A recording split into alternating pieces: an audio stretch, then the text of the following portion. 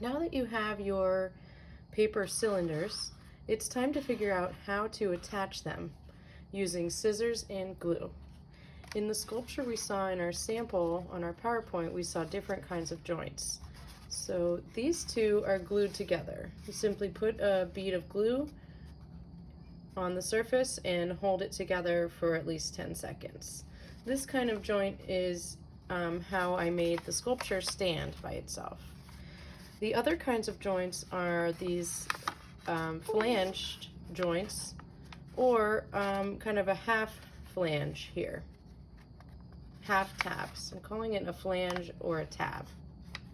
Okay, so this one has tabs that go all around, and this one just has tabs on kind of one side of an edge. So I'm going to show you how to do each one of these.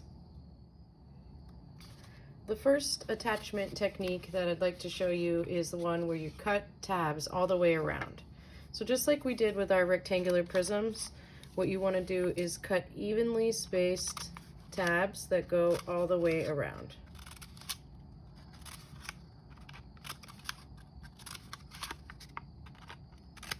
Okay, and then you want to fold those tabs over.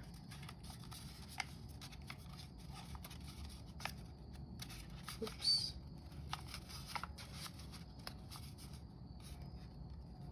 Okay, and notice the shape that it makes is somewhat round, right? And when you turn it this way, you can see that it's even. Now we want to attach it to a round surface, right? So we need to make this fold kind of curve a little bit. So we're going to come into this cylinder, and on one side we're going to cut a little bit higher, and directly across we're going to cut a little bit higher just on there, and give it a little bit more of a fold here. We're coming outward, so that now you have kind of these triangles and squares. And what this does is it gives it a curvy edge, a curved edge, and now it kind of fits more snugly onto the other cylinder. When you glue this together, you want to do it side by side, little by little. Looks like I'm going to do 3 at a time here. So I'll check my glue. Just a little dot is all you need. Okay, not too much. If you use too much, then the drying time becomes longer. All right, so I'm gonna apply pressure for about 10 seconds. 1, 2, 3, 4, 5, 6, 7, 8, 9, 10. And that should give you enough freedom. Look, I used too much glue and it's starting to pour out.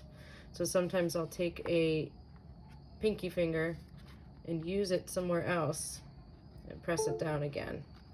That's how I keep my work tidy and clean. So I'm going to repeat the gluing process on the other side.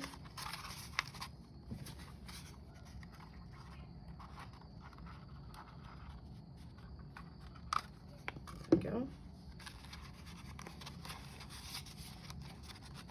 And 1, 2, 3, 4, oops, 5, 6, 7, 8, 9, 10. All right, and now I have these two. See, there was too much glue there, so it didn't hold. Let me apply more pressure.